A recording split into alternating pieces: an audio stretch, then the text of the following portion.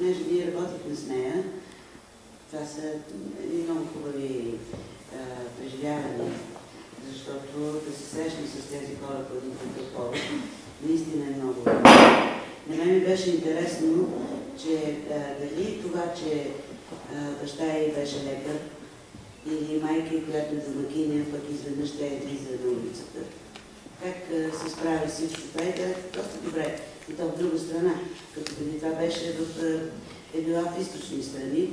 И ми беше много интересно, пък да разговарям с тези хора още повече. Защото тя не е добре да ги снима, а да разговарям много. Бих я попитала, това прехрана ли е и въобще is it that you are going to make food out of this, or how do you think it is like 20 years to have just one album or book, I don't know. Въпросът е, Дорис, правейки подобна фотография, дали разчита на някакъв вид продажба, комерциална продажба, по професия?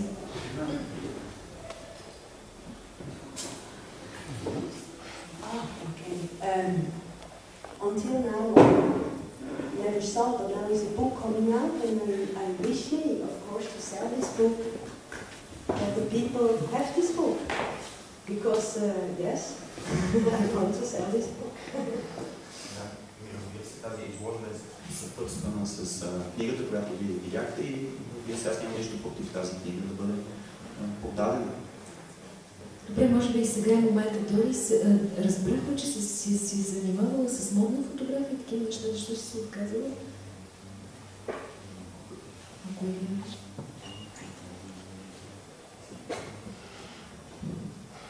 My apprenticeship, to learn photography, you have to go to in my time, school, or an apprenticeship, you work in a fashion and advertising studio.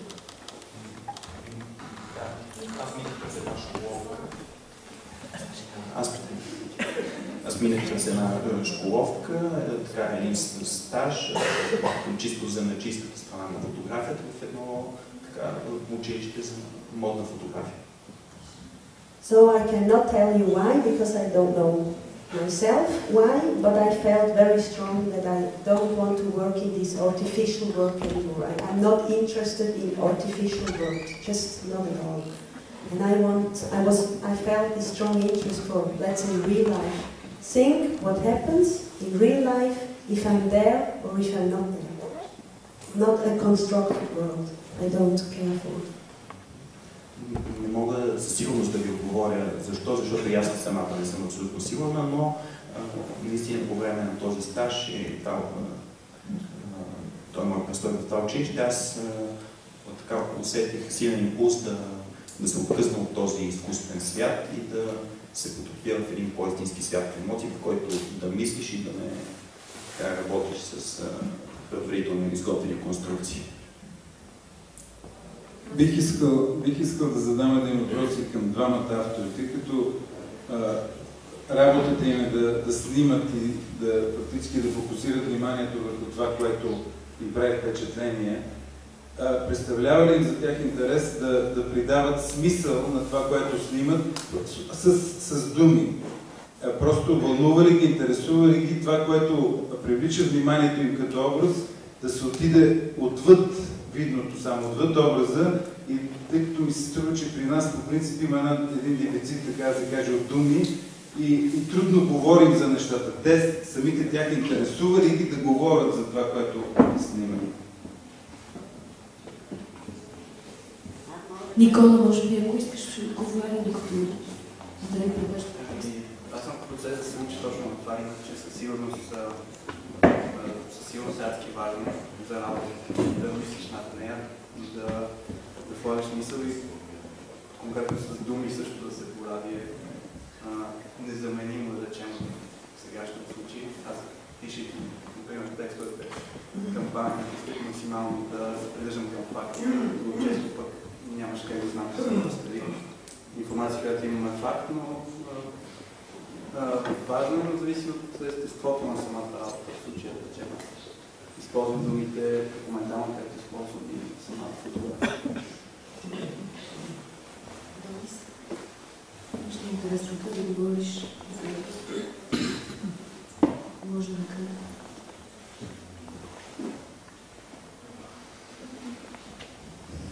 speaking from that one. I go by feeling. I walk through the streets, let's take Sofia, and it's like a radar, you know, you feel what's going on. Sometimes it's even like you feel the feelings of the other even, sometimes it's so strong. And so I just choose my people. I don't take pictures of anyone. I'm very choosy who, you know.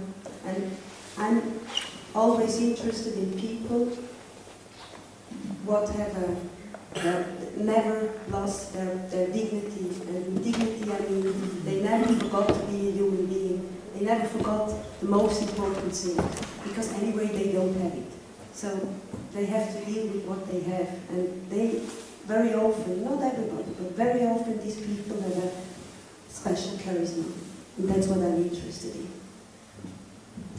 Не знам дали това е точен отговор на вашия въпрос, но тя отново обясни, че това, което най-вълнува, са чувствата на хората, които среща, опитва се да се потопи колкото се може по-дълбоко в тях и да постигне такъв тип уникална депресия. Момент. Искам да минем към един по-идеологически и политически разговор. Фотографиите на Дорис Петър ни говорят, че промяна няма. Тези хора промяна няма. Ако ние сме тези хора, въпрос на желание, може някой да не иска да се идентифицира с тях, но той да е такъв човек. Промяна няма. Според Никола Михов промяна има. Това са вече празни, кухи, монументални конструкции, символи на идеологическа власт. Те рухнат. Сега въпрос е: едното радва ли ни, другото натъжава ли ни? Говорете за емоции. Моля вече да се включат Георги Лозанов и Иво Хаджинишев като анализ, като хора, които могат да направят анализ на тези два визуални подхода. Те са идеологически подходи. Никола твърди, че му е жал, че рухват паметниците, ако съм разбрала правилно. Айде! Само три думи искам да кажа във връзка с вашия въпрос за думите. Ако вие сте видяли книгата, която върви с изложбата на Дорис, ще видите, че там основният инструмент на тази книга са думите. Думите и тези разговори, интервюта, които са направени с реални хора десетина години по-късно. И това отговаря на въпроса към нея, че тя наистина също така разбира, че думите, словесността са един много важен инструмент, много важен ключ към всяко фотографско изображение. И от тук нататък сега господин Лозанов ще влезе в неговата интерпретация, може би, на проблема, който... Надявам се, че ти можеш. Продължиш от това. Аз не знам дали ще отговоря на някакъв въпрос, ще кажа едно впечатление.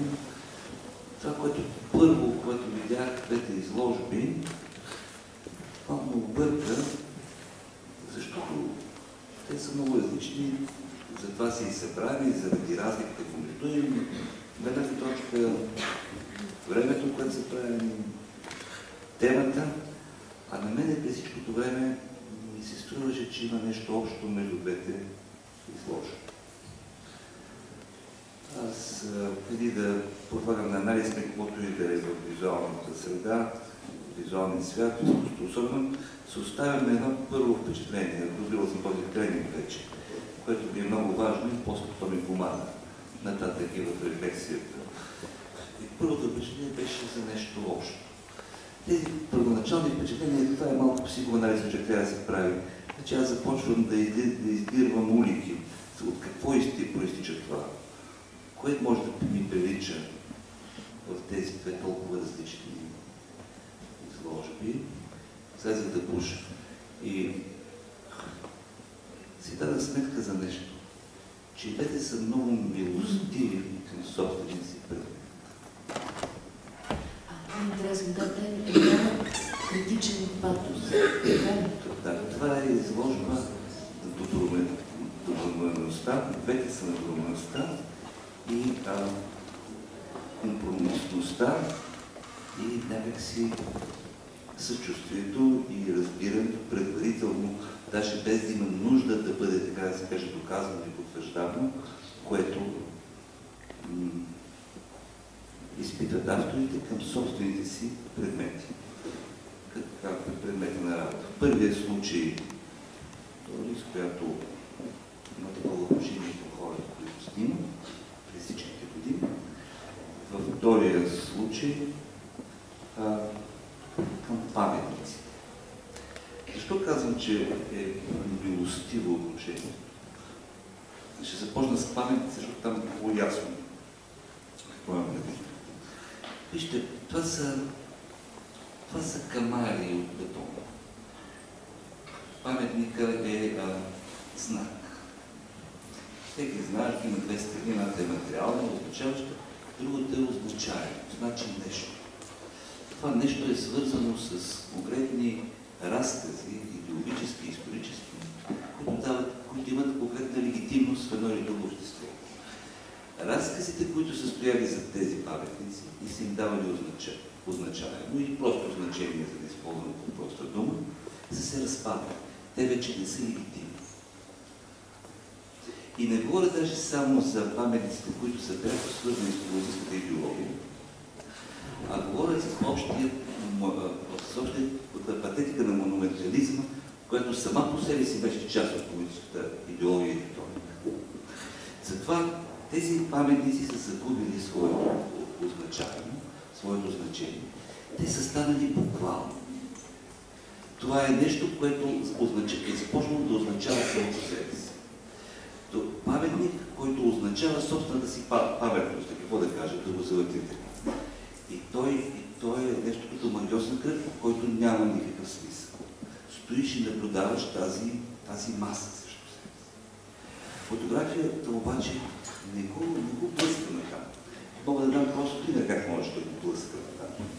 Можеш да приближи камерата така, че да загубиш даже въобще яснотата и смисъла на цялата тази форма и на какво би могла да отведе. И да наблюдаваш само огромната безмислена маса от камерата,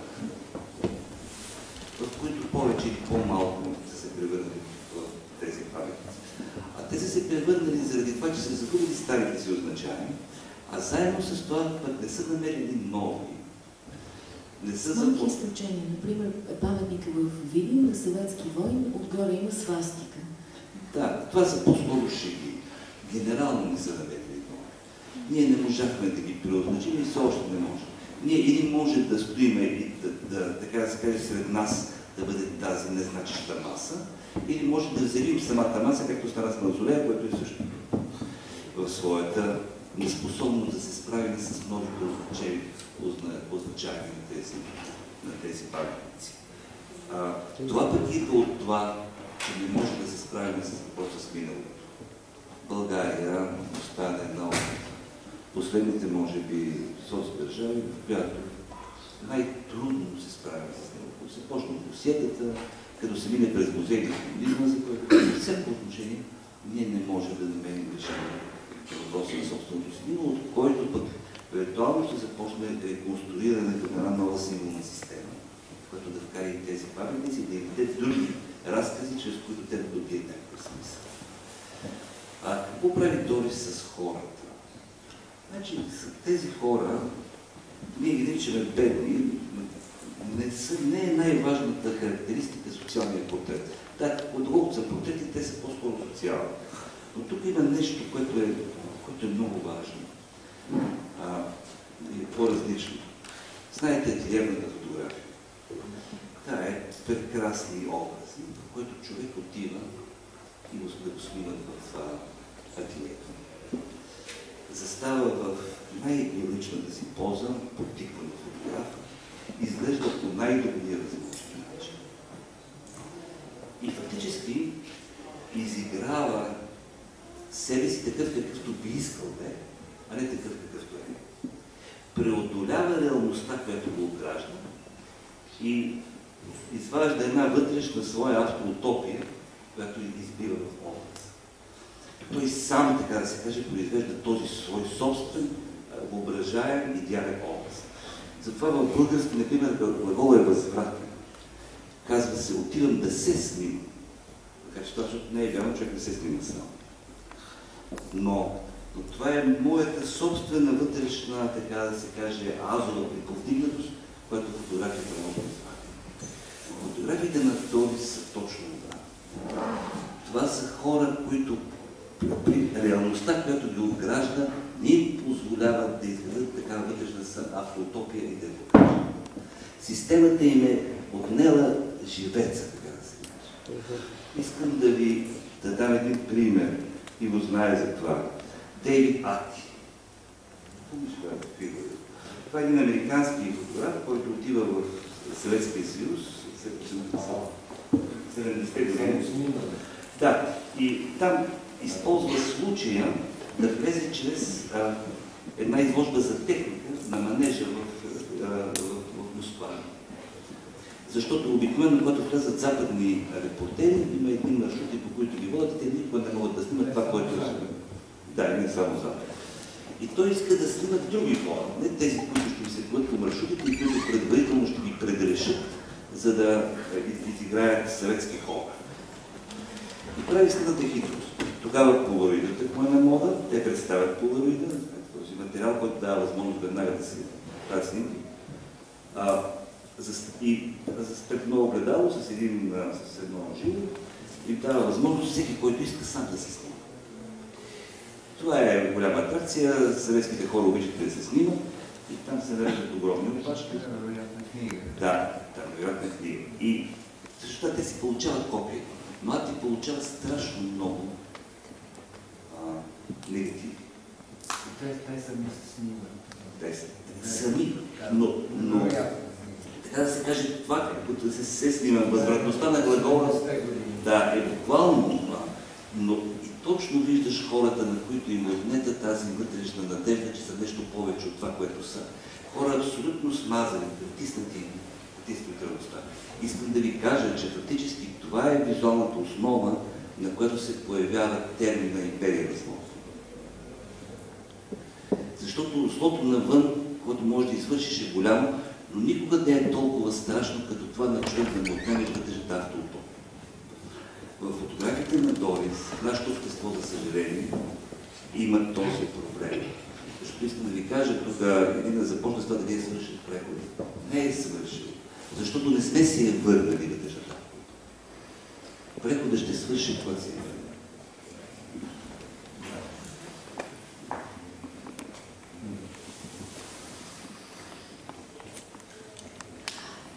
Имаше някаква реплика, в която каза, че това са хора, на които системата ги опустошила. Въпросът е коя система. Дори започва 89-90. Казах реалността. Даже да покажа термин на психоанализа. Има два принципа. Принцип на удоволствието и принцип на реалността. Личността на тези хора не е решена и не е решима според принципа на удоволствието. Това не са хора, за които живота им носи удоволствие, за които това, че са сега и тук, включително и пред камерата на Дорис, е радост. Обратно, това е една принуда, дошла от принципът на реалността.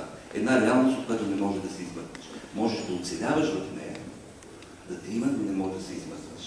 За това говоря. За този преход. Вижте, фотографията е магическа в този смисъл, че ти дава възможност за кратко да излезеш от принципът на реалността и да влезеш в принципът на удоволствие. Но трябва да имаш човек, така да се каже, културната възможност, културният път, който е свързан с идентичността, с това как се чувстваш, да извършиш този преход. И тази фотография показва, че още тези фотографии, когато още не сме си повъртали, което пък има връзка с това, че не сме оценили миналото, което пък има връзка с изложбата за паметници. Добре, още едно нещо, което каза професор Георги Лозанов, че и в двата типа фотографии, един е случай на паметниците, другия е случай на хората на улицата, има милостивост към обектите. Няма гняв. Сега въпросът е защо няма гняв. Аз не мога това да го разбера.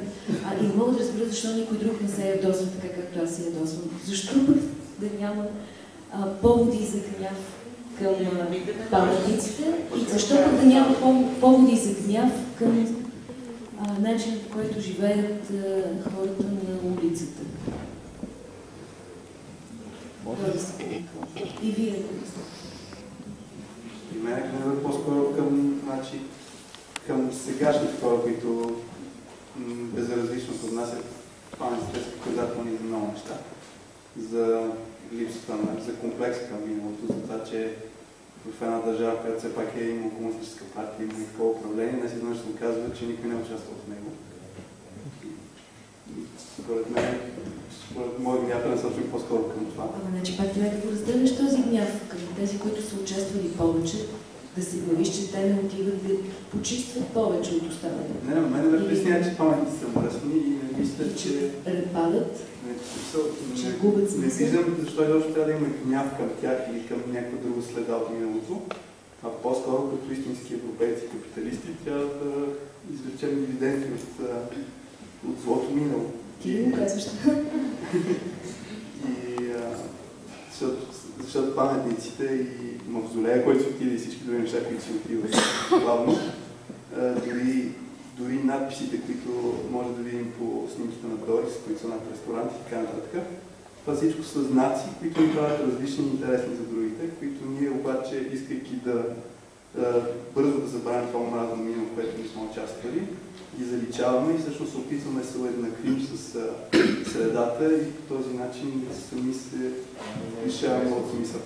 Добре, интересно Дорис какво мисли?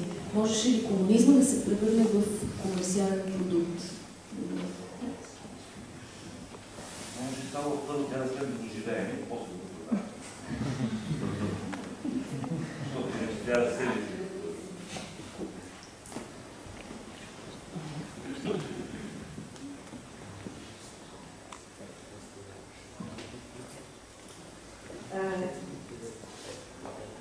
I see in Berlin, it becomes there like this, yes?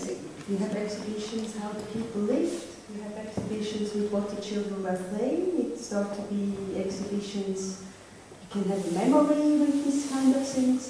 So there I see, because I'm living now in Berlin, I see there is you can have special shops. Industry. Yeah, you have, I call it sometimes cynical, a little bit sold out of the DDR. You have special shops where you just have furniture and toys from DDR. And so the West tourists are coming and they are crazy for it, they buy it. So, I don't know. That's what I see. Ами, вероятно да, в Берлин, където аз живея, ситуацията е точно такава. Има всевъзможни изложби дори на мебелировка от така, комунистическото минало, така представя се дори играта на децата в този смисъл. Да, възможно и за много от туристите от Запад, които идват в Берлин, това е наистина интересно и се превръща в индустрия. Може ли един въпрос? Може, да, с удоволствие. Чакай, този. Въобще не защитавам паметниците, които Никола много добре е уловил. Също така, аз съм така едно по-старо поколение, така сравнение с това, което е тук. Не ми е приятно да ги гледам в това състояние, не ми е било приятно толкова и да гледам и предишния живот. Но трябва да ви кажа, че в същото време и днес не мога да приема, че в рамките на 20 години можем реално да преценим и да ги оценим тези паметници. Дали ще ги продавам или няма да ги продавам, това е друг въпрос. Дай Боже да намерим модуса, формулата, по която да ги продаваме по този начин, че да идват да ги гледат. Но не мога да приема именно, че за този кратък исторически период можем правилно да го оценим това нещо. Второ, не мога да приема с извинение към господин Лозанов, че някои хора могат да говорят непрекъснато от всички медии и да ни получават как трябва да възприемаме реалността. Извинявайте за израза, но просто... Така. Аз си казвам мнението по въпроса. Без да искам права аналогията, между паметниците, които са рухнени и не говорят, и своего рода говорещите паметници, които излизат по всички телевизии и представят своето мнение, налагат своето мнение и не позволяват дори сам всеки да си изработи собствено мнение. Благодаря. Аз понеже видях една книжарница, че излязва вече биографията на Тодор Живков от един изключително стойностен журналист Христо Христов, 25 лева струва, така че има някакви наченки, явно постепенно индустриализираме комунизма. Аз лично като гражданин, аз по професия съм журналист, живея пред мен в панелка. Имам чувство, че живея в памет точно това, което е показано в една от фотографиите с тези комплекси, в които толкова време живеем като преди малки. В някаква наша си свикнаме с тази клаустрофобия, може би някаква социофобия, не знам как да обясня. Мен пък ме разгневи не толкова фотографиите и колкото това, че се продаваха по 2 лева тези моделни картички, които видях, освен книгата, която се служава явно вниманието. Така че всъщност реакцията им беше точно противоположната. Авторката е гост фотограф, отвън видяла нашето минало, промъкнала се в него и в същото време го превръща в стока. Не всяка картичка струваше 2 лева, видях, че хора се купуват. Аз така се възпротивих на това желание. Това при мен имам безплатни картички. Кой разбира тук? Може би интересно Дорис да обясни, защото става дума за много съществени неща.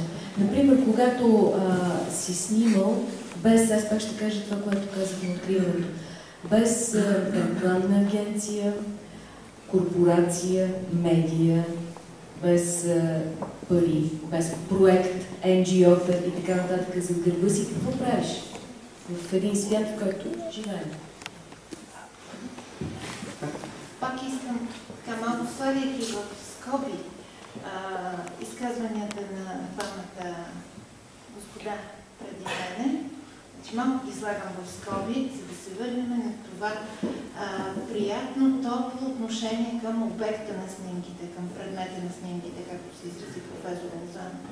Значи това е изключително важното в тези изложби, тази доброта, която се усеща към хората или към паметниците или към каквото и да било.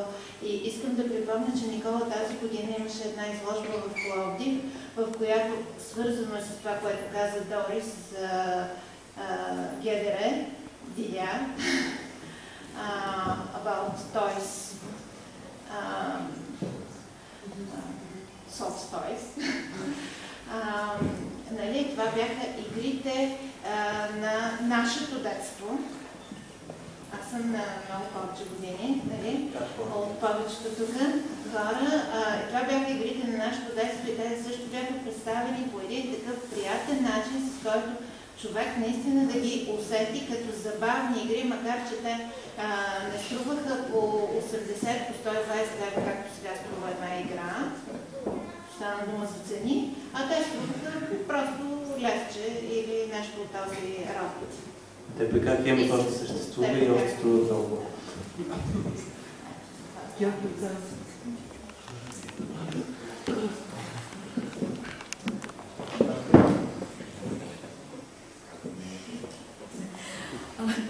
Още една реакция от тук и след това, след малко се разпускаме. Благодарим ви, професор Лозанов, че бяхте с нас. Добър вечер. Значи, ще почнем поред. Първо за комерциализацията на социализма, това ми е въпрос към вас. Запада не разреши хитлеристския кръст да се продава и да е фешън. Но с радост носите петолъчки, сърпи чука, ужасите са не по-малки. Тая комерциализация на социализма не е ли ужасна? И тя е една голяма лъжа. Това относно комерциализацията. Относно това, което Никола каза, гнева към паметниците, който казва, че липсва. Този гняв е основно към тези, които са уличавани от тези. Те притежават и те са хората, които държат тези паметници да изчезнат. А паметниците, които са построени с смисъл и действително са качествени, както примерно паметника в Търново или в Шумен, те имат и социален, и икономически смисъл и продължават да съществуват в чудесно състояние. Аз съм скулптор и аз съм воинстващ антикомунист, не го крия. Не понасях тази скулптура и сега след 20 години аз мога да оценя, когато те са лишени от текста, и за текста ще кажа нещо, когато са лишени от разказа, скулптурата не е разказ, съжалявам, че професор Лозанов не е тук, това не е средство на скулптурата, скулптурата е визия, тя предава по друг начин посланието си, именно текста опременяваше това послание Сега може да сложим други текстове и да ги спечелим за нашата кауза. Много от тях са изключително добри като монументално. А коя е нашата кауза? Българската, да кажа. Българска. Да. Защото голяма част от силните паметници не са точно комунистически, те са посветени на държавата. Това, че надписите фалшифицираха история, е друг въпрос. Тоест, отново думите са тези, които фалшифицират, а не паметници. Тук имаме Бузлуче, който е директно... Той не е монумент, той е архитектура. Обаче имаме 1300 Именно, да. Имаме Шипка. Имаме Шумен, Стара Загора, Горголят. Това са български. Изключително проблематичният паметник в НДК. И това е за гнева и желанието. Пантеон, който е последното нещо, което Виталчев и компания преди да емигрират в Америка. Да, това е политически ангажиран паметник. Точно. Обаче се опитваше да обедини цялата история от основаване. Да, но именно текстът деформира посланието. Значи визията остава. И тук за текста ще кажем какво са учили в художествената гимназия, което в момента от западно влияние, и лично за мен това е осъкратяващо и не харесвам тази тенденция, когато не може да се изразиш с едно изкуство, не се оправдава и друго. Тоест текста за мен няма място в визуалното изкуство. Ако не можеш да предадеш посланието си чрез визия, ако не можеш да използваш този език, нямаш нужда от друг. Сьорен Киркегор ясно е казал, определен вид идея има определен вид език. Математическа идея не може да бъде изпята или нарисувана. Живописна не може да бъде написана, също и с културата и фотография. Много хора от това живеят. Особено на Запад, да. Добре, значи, тук е един такъв въпрос. Ако са националистически и продържавни тези паметници, ще им се радваме. Ако са става въпрос за национализъм. Не, става въпрос за... Не може да ги обединим под един символ. Да. Напърво, значи, аз скоро четох в Любляна лекция точно за монументализма и там, значи, паметници са, както каза правилно, те са паметници на самите себе си. Те са най-добрата илюстрация на времето, тъй като там имаме вкус, пари и обща воля. Това много добре илюстрира събитията. Вижте какви паметници правим в момента. Те са смешни и жалки. Също и за архитектури. Реалистични и красиви. Да. Не са дори реалистични, те са псевдореалистични. Паметници. Също. Там не е още страшно направо. Силикона взима много хубави отливки.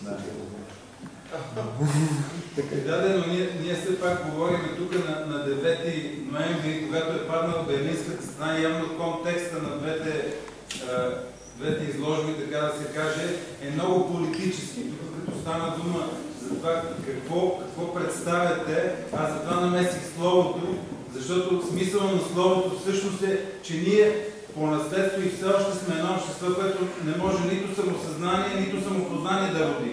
И фактически ние не можем да говорим за това, което ни е днес живота и за това, което е бил преди.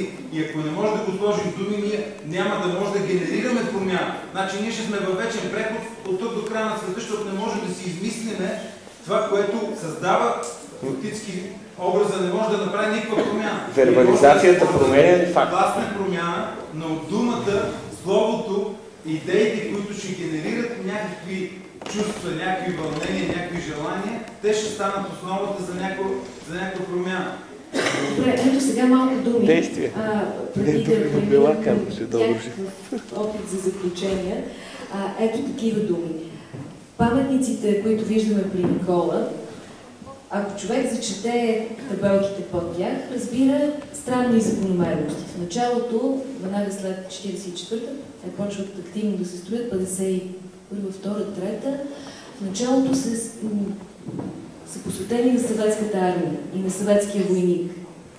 Всъщност един единствен войник майче, който се е репликирал в почти всички паметници на българо-съветската дружба. Края на 60-те, началото на 70-те години, комунистическия режим има нужда да усвоява и други пространства. Освен да слага символи на властта си в центъра на градовете, да изнася тези символи, монументални комплекси малко по-нагоре, града да е в краката на тези, които извършват държавния ритуал. И още едно нещо, една сериозна претенция, да намери почва в историята. И изведнъж се оказва, че паметник на съветската армия или на съветския войник, стилизиран, започва да прикрива възрожденеца или пък образа на освободителя от турското робство, по-назад тракиеца, накрая ритуалният тракиец, накрая не знам какво си. Това е идеологически разказ. Няма как без думи се Любопитен факт, че 3 милиарда петрол на стойност 3 милиарда долара влизат благодарение на тези паметници. 3 милиарда петрол? Да, значи Брежнев дарява на България благодарение на два пъти ликвидиран Социалистическия съюз и на тези паметници, посветени на Русия, 3 милиарда в петрол. Петрол също влизат в България след това.